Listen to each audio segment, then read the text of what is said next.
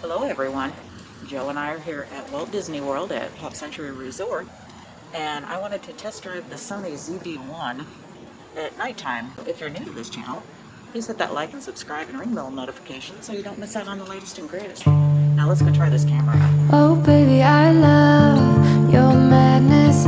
It's so incredibly beautiful. This has been my first opportunity to actually get some real good nighttime footage with this camera. Although there's areas where there's light, there's a lot that I recorded that really didn't have much, if any, light.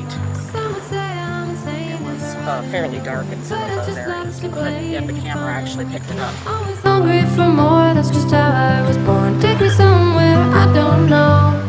So when I was focused on that 60, I pushed the down arrow and changed the exposure to 0.7 to increase the light in order to see a little bit better. So now I'm going to go ahead and work on a little bit more dark video. Whoa, you left me to pieces. Yeah, I need it. Want your pandemonium.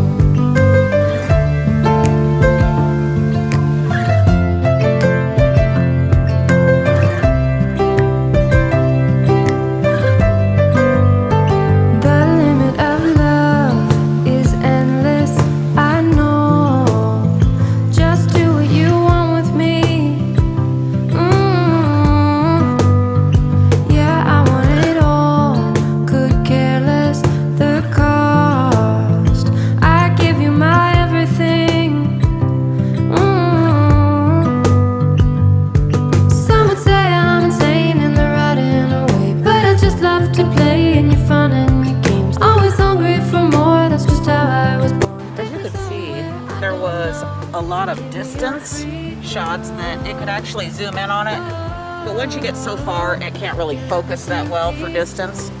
It does pretty good though, because some of those shots were way off in the distance and they were very dark in those areas, but it still figured it out. The nighttime abilities on this camera is pretty incredible. For the most part, I left everything on auto program and let it figure it out. I've been in some incredibly dark areas, and yet it recorded phenomenal. Yeah, I mean, you're out here at night doing this recording on a Sony ZV-1.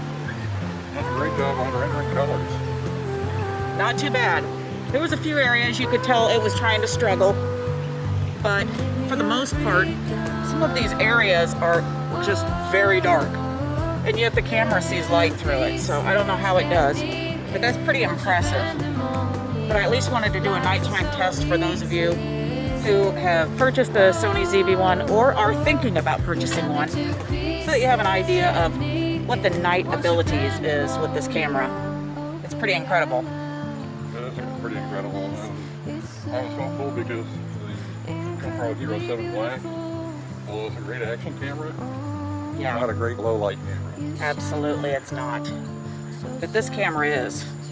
This camera has blown my mind on this trip. I would totally buy this again. I would definitely recommend this camera. I use it for my Disney videos. But obviously if you do anything indoors, nighttime kind of things, dark areas, I wouldn't necessarily recommend it for action. The stabilization is okay, but not fabulous. But the one thing we haven't tried yet is the Sony Catalyst browse. So that may be a game changer. We just don't know yet. In my mind, you should not have to put it through an editor to make it stabilized. The camera should know how to do that. He is talking about actually running it through a program. No, the camera should know. So when they say it has active stabilization, it's really not that fabulous. It does. It does an okay job stabilizing. Nothing like the GoPro Hero 7 Black. That has hyper smooth stabilization. It is phenomenal. This does an okay job. Not great. I've got it on active stabilization right now. You can tell it's not super smooth. It's okay. But definitely I would recommend this camera. For the price, for the size of it, got so many capabilities that blows my mind. So if you're new to this channel, please hit that like and subscribe and ring bell notification so you don't miss out on the latest and greatest. Also, please check out some of our other great videos we have on the Disney parks, the rides, resorts, resort rooms, Skyliner rides, car shows, outdoor cooking videos. We've got so many great videos I think you're gonna love. Thank you so much for watching.